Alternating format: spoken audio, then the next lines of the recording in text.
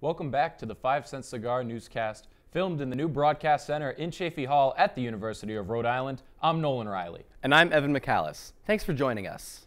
This week at the University of Rhode Island, a recap of football seasons coming to a close against James Madison and a preview of men's basketball's matchup against Providence College.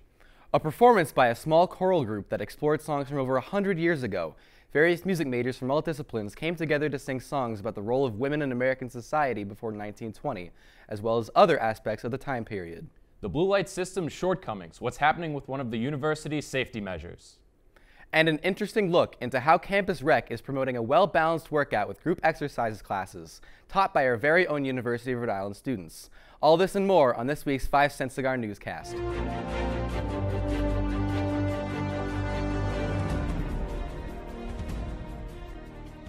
Many students got an extra day off of school Tuesday as 3 to 5 inches of snow accumulated here in Kingston. At first, the university canceled classes until 11, but then later pushed that back until 3:30 p.m. Dangerous weather conditions led up to the cancellations the night before. As of 10 on Tuesday morning, many of the campus roads and parking lots had not been plowed.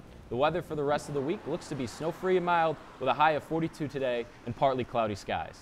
The university's blue light emergency phone system is labeled as an effective safety measure in the Kingston campus. However, a safety walk conducted by Student Senate, university faculty, and campus police to check on the condition of the lights on the 24th of October not only found broken blue lights, but lights they were not even aware existed. As of this week, repairs have not started on the broken lights. Leah Crowley has the story.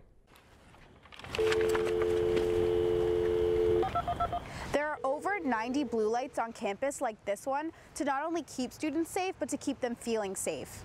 The problem is whether they are actually working or not. Nick Marotta, a senior and the president of Student Senate, found out the hard way.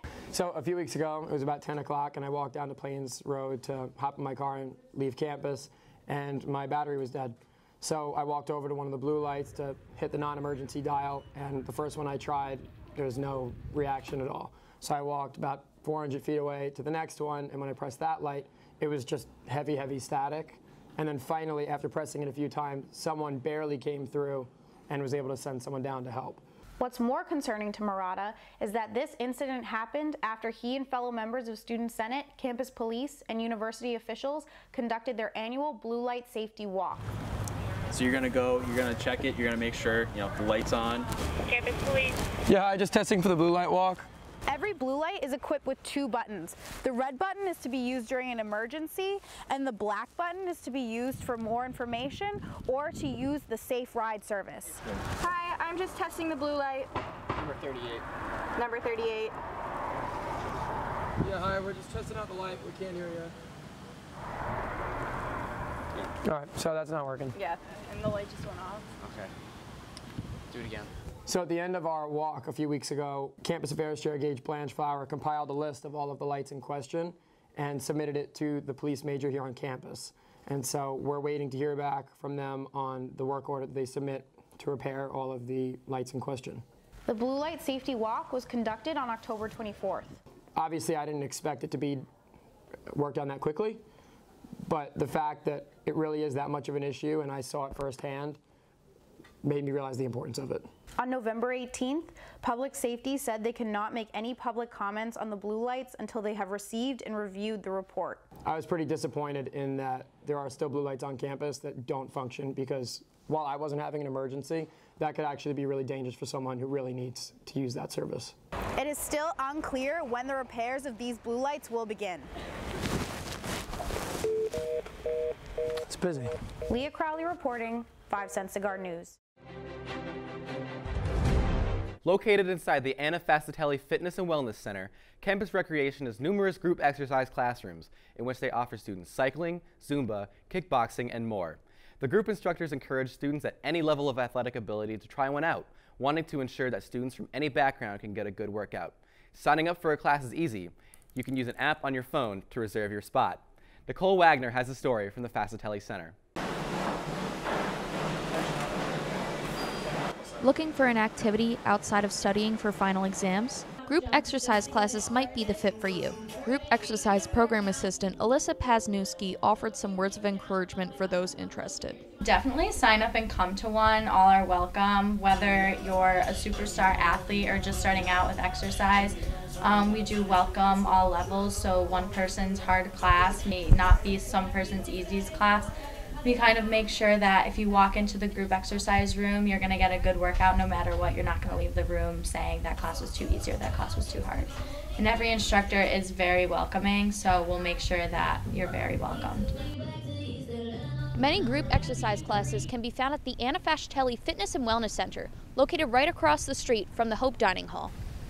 Sign-ups for these classes can be found on the IM League's website or app, with a variety of classes offered, from crowd favorite cycling to kickboxing, Zumba, and more. Zumba is a mix of cardio and dancing. It's a really easy, wonderful blend because you're getting this full body workout and you're getting your heart pumping, but at the same time you feel like you're not working out at all. So it's just a great balance between both. Kimmelman said that the beat of the song is the main component driving her Zumba choreography for classes. I like teaching the whole group and then, increasing the intensity and picking up the speed, because everybody thinks it's really complicated, but when you break it down, it's just such a pleasure to see everybody get it and feel so confident and happy that they can do the move. So it just kind of just boosts your mood, so whatever energy you had before, you'll be feeling 10 times better. Nicole Wagner reporting, 5 Cent Cigar News. The Lively Experiment vocal group sang their hearts out in the Fine Arts Center on Monday night, with a concert centered around the year 1919. Mark Conley, chair of the music department and director of choral activities at URI, organized and conducted the performance. The concert featured round seating for the audience, and students sang from various parts of the room rather than just the center stage. Songs that were performed were based on the roles of women in American society before the 1920s, life during World War I, and the holidays in the year 1919. A gramophone from the 1920s was also present in the corner, playing songs from a collection of old vinyl. Now over to Kate Rogerson with your Rhody Sports Corner.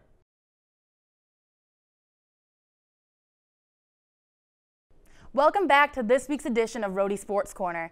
It's the most magical time of the year, and I'm not talking about the holidays. It's time for the best rivalry in the Ocean State, the game we have all been waiting for. It's Providence College versus the Rhode Island Rams on Friday night at the Ryan Center. Like always, this game is all about who takes home the crown as the state's best college basketball team, but this year's matchup is a little different than the previous one. Last year, both PC and URI were rebuilding and trying to establish their team identity with young rosters. In a back-and-forth dogfight, the Friars defeated Rhody 59-50 at the Dunk. But for the Rams, this is more than just another game on their schedule. Everybody's excited for this. Everybody's had this game circled on their calendar. It's a lot of emotion in this, a lot of things looking forward to for this Friday. So, I'm excited, and my teammates are definitely excited. Every game, we've got to come out here and we've got to be ready to play. But with respect to Providence, because it is an in-state rival and because they are really, really good and talented, absolutely. We will, we're going to get ready. We're going to prepare this week as if this is, a Super Bowl.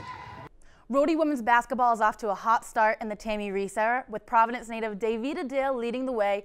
URI captured 2 big wins at home against Vermont and Fairfield. On Monday, Dale was named CollegeSportsMadness.com's National High Major Player of the Week and picked up Player of the Week accolades from the Atlantic 10 Conference. The redshirt senior gives credit to Coach Reese for pushing her to be at her best. I love her drive. She makes me hyped for the games. She's always having energy. She's positive. So that just, even if I make a mistake, she's like, I don't care about that mistake. You keep going. Next play, you're going to get the next one. Whatever it is, just got to keep going. And that makes me play better. That makes me be able to not be in my head and just next play, because she's always so positive. So it helps me and my teammates.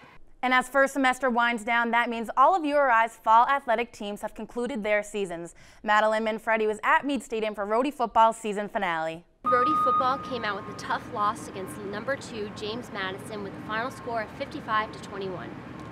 Prior to the game, many seniors ran out through the Rhode Island Tunnel for their final time. It was their final game playing in Keeney Blue.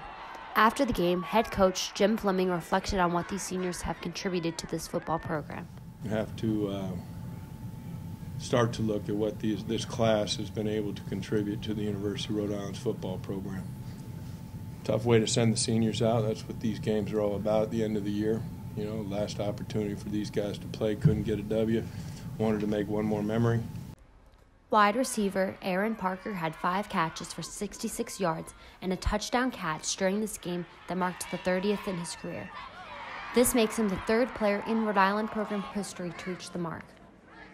Parker looks back on the season in a positive light. Even though we didn't have the season we wanted to, I think we changed the program a lot. And people seeing that from the outside, as you can see, we got the new field and night games and things of that nature, new jerseys, all that. So, I mean, we made a spark, but I mean, we just, unfortunately, in life, when you work hard for something, you sometimes come up short sometimes, and that's what happened this year. Amir Dorsey later in the game contributed an 89-yard kickoff return for a touchdown for Rhode Island. Throughout this game, Rhode Island was never able to truly match James Madison at the top. This home game wrapped up the season for URI with an overall record 2-10. Reporting from Meade Stadium, this is Madelene Manfredi from the 5 Cent Cigar Newscast. Thanks for tuning in to this week's edition of Rhody Sports Corner. Till next time, I'm Kate Rogerson for the 5 Cent Cigar Newscast. So, Evan, speaking about the Providence College URI basketball game Friday night, you going to go? You know, Nolan, the only thing on my Christmas wish list this year is a win for URI men's basketball against PC this Friday. I think the rest of us in South County are right there with you. That's all we have for you today and in 2019. Thanks for joining us here at the 5 Cent Cigar Newscast. And make sure to check us out on RhodyCigar.com and follow us on Twitter at RhodyCigar. Reporting from Kingston, I'm Evan McAlice. And I'm Nolan Riley. Have a terrific winter break.